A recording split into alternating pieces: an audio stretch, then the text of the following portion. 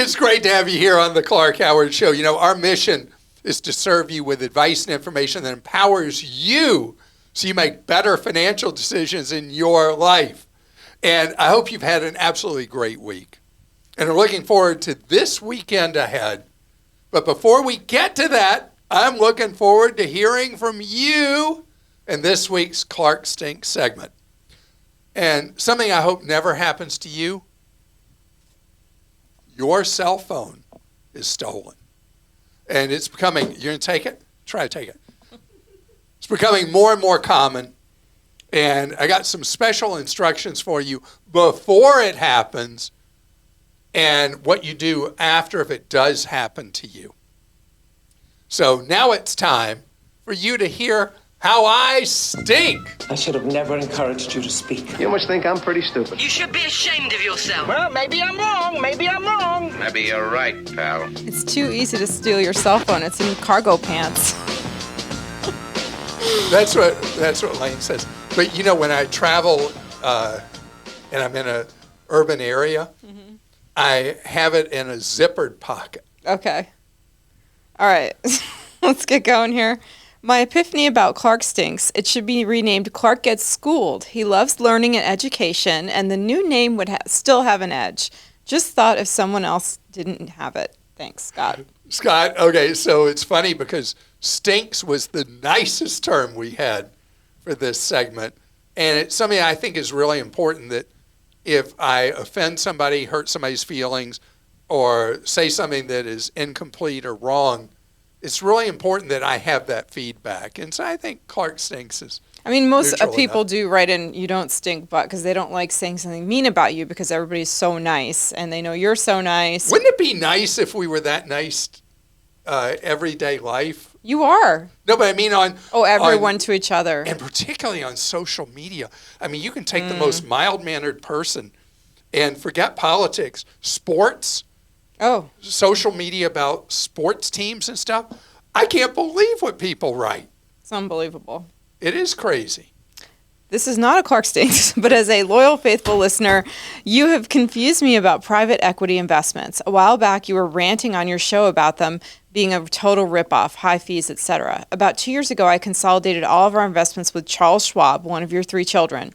Schwab recommended that we use the services of a company from Kansas, which we did. The company recommended that we put 20% of our investments in alternative securities. There was no pressure, none whatsoever. One stat that convinced us was the number of publicly traded companies has declined and the number of private companies has increased. So we were missing a great deal of the market, and that private equities don't always move in the same direction as the stock market, thereby giving us greater diversification. Then you had the great Jonathan Clements on your show. I first heard of his illness on his monthly podcast with Peter Maluk, CEO of, I'm just going to say it, Creative Planning, the company. Jonathan is the director of the financial training at this company. Too bad you weren't able to discuss alternative investments with him before he had his terrible diagnosis. Jim. Okay, Jim, thank you very much. All right, so let's deal with what you said as absolute fact.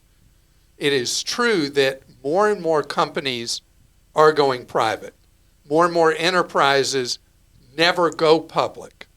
And there are a number of business reasons why a company would choose to be private. And one thing is if something has a very assertive founder, think Elon Musk, where Tesla is publicly traded.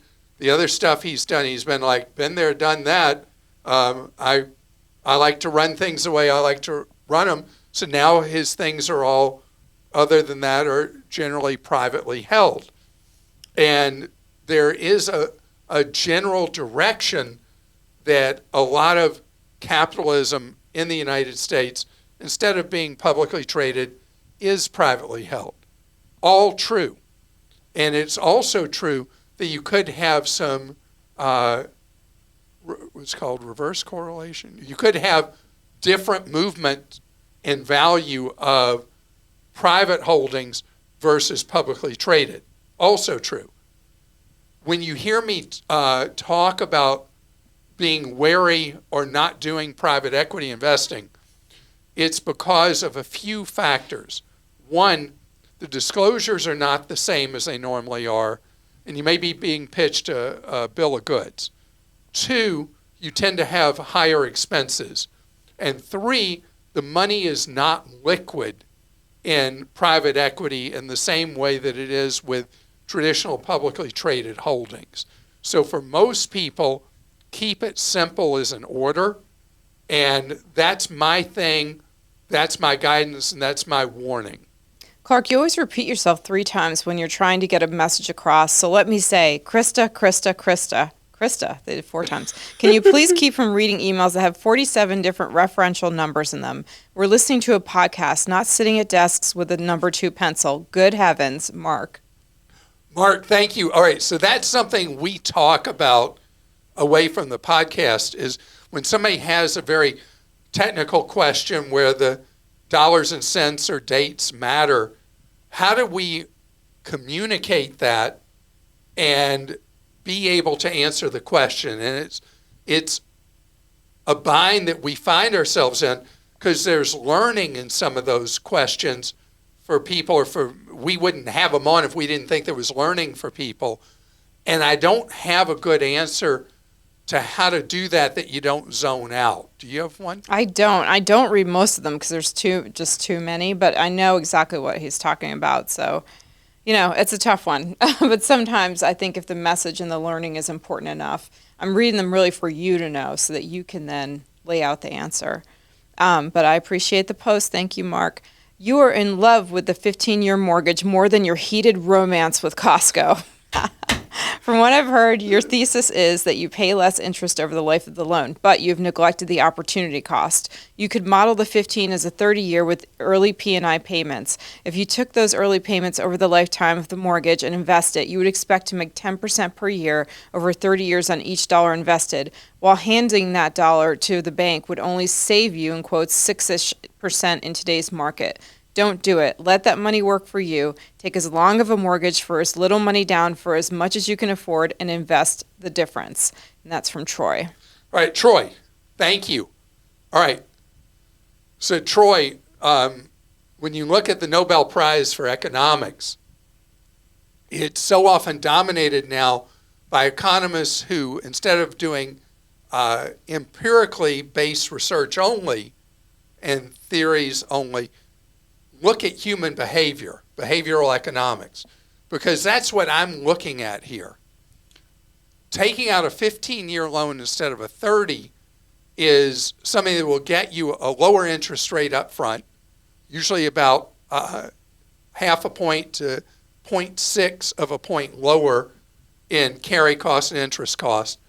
Plus, they're building equity quicker, and it is a method, if you will, of forced savings.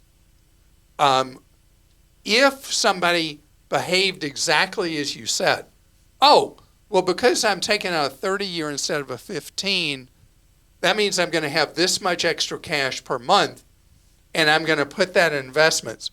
If that's the way humans operated, you're completely correct. The return on investment over the years would be higher with that money, but there's too much leakage in the way human beings process.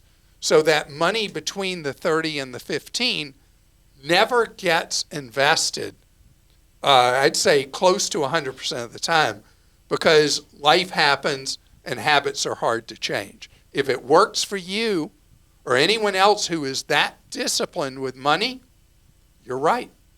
Okay, so many posts submitted about this one. Clark, as an estate planning attorney, I had to reach out. You said that banks will use their right to exercise a due on sale clause to accelerate a note on a house after the owner dies, but this is actually not allowed by federal law. In 1982, Congress passed the Garn-St. Germain Act. This law prohibits enforcement of a due on sale clause in certain situations. One of them is placing a house into a revocable living trust, but it also prohibits acceleration for certain transfers of real estate after death. If a house has a mortgage and the single owner passes away, the act prohibits the lender from accelerating the note against the beneficiaries of a will, a joint tenant, or those who take by intestate succession. Sorry, intestate? How do you say that? There was no will. Yeah, how do you pronounce that? Intestate, I think. Okay, succession.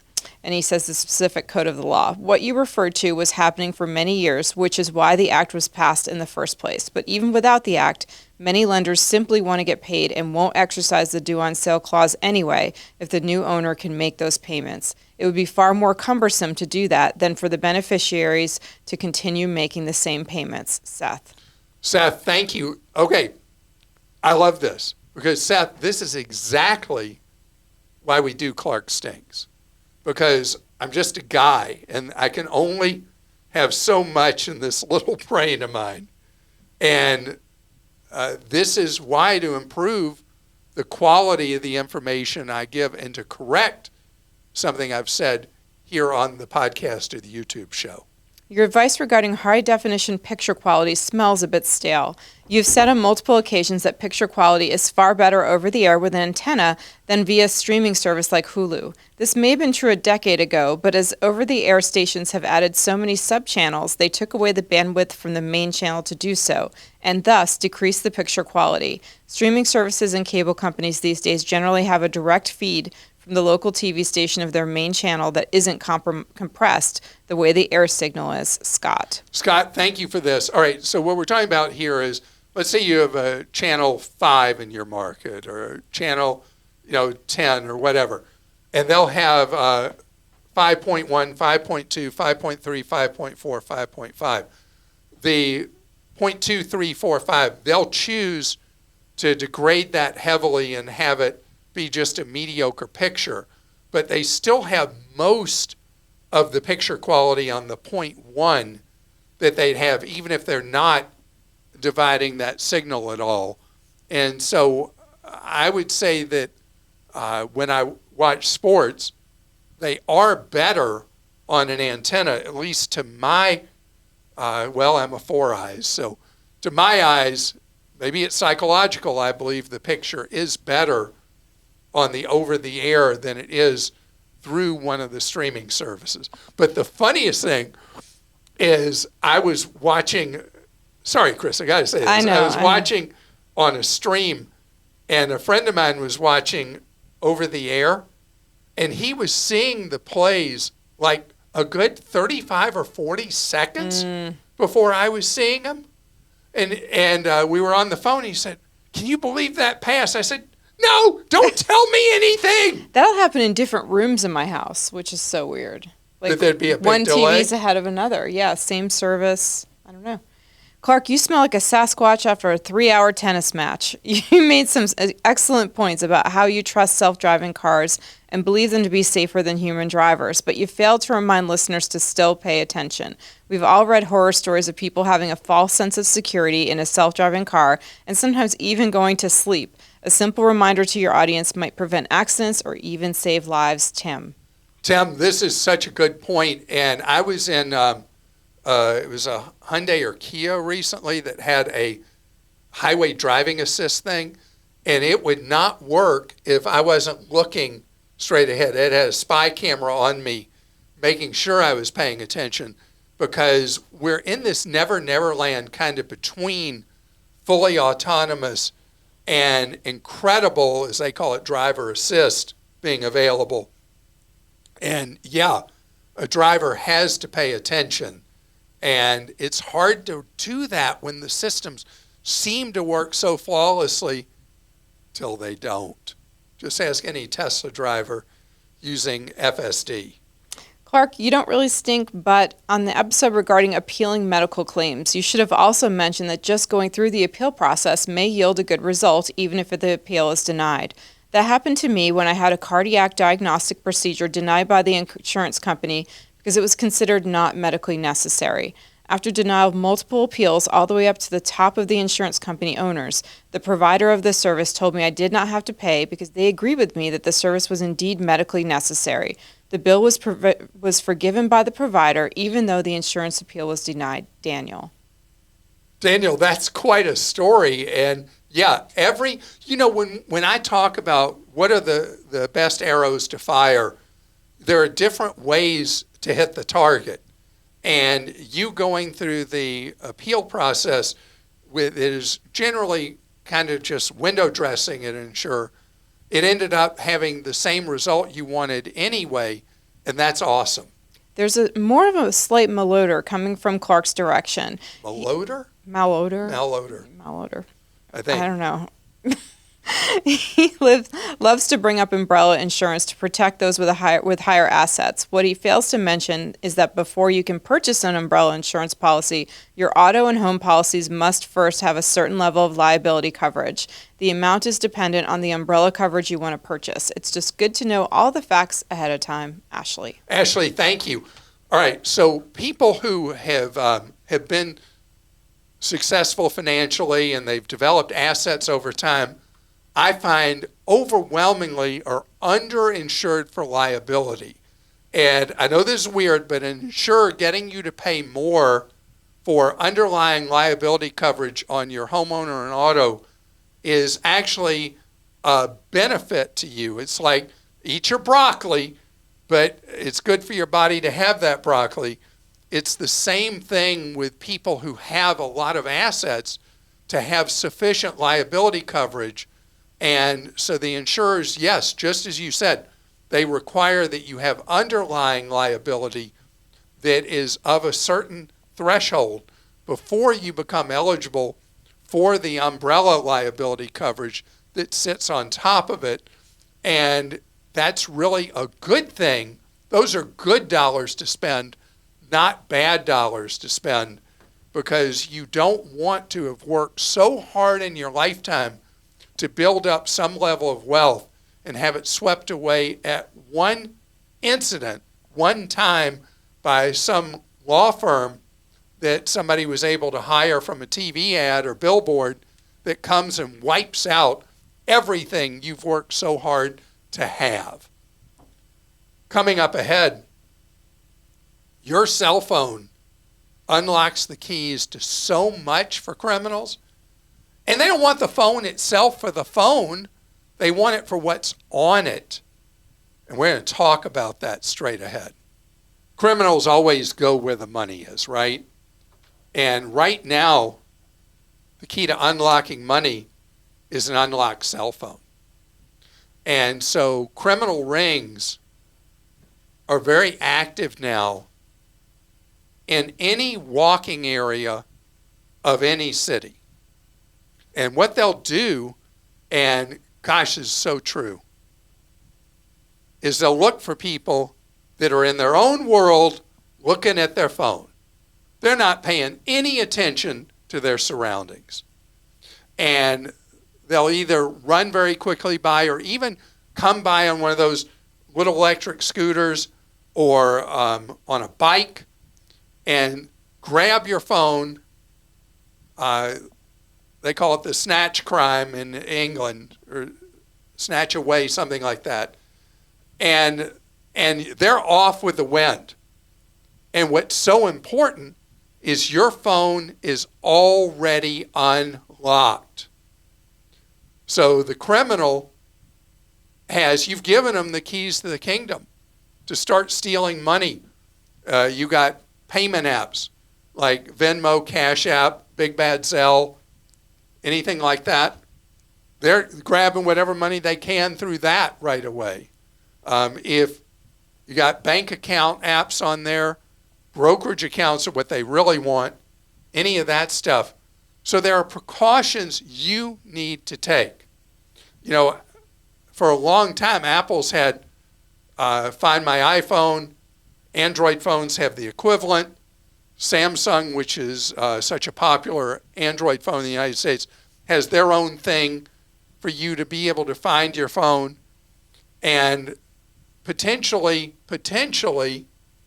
shut them down remotely. But let's talk about what you need to do up front.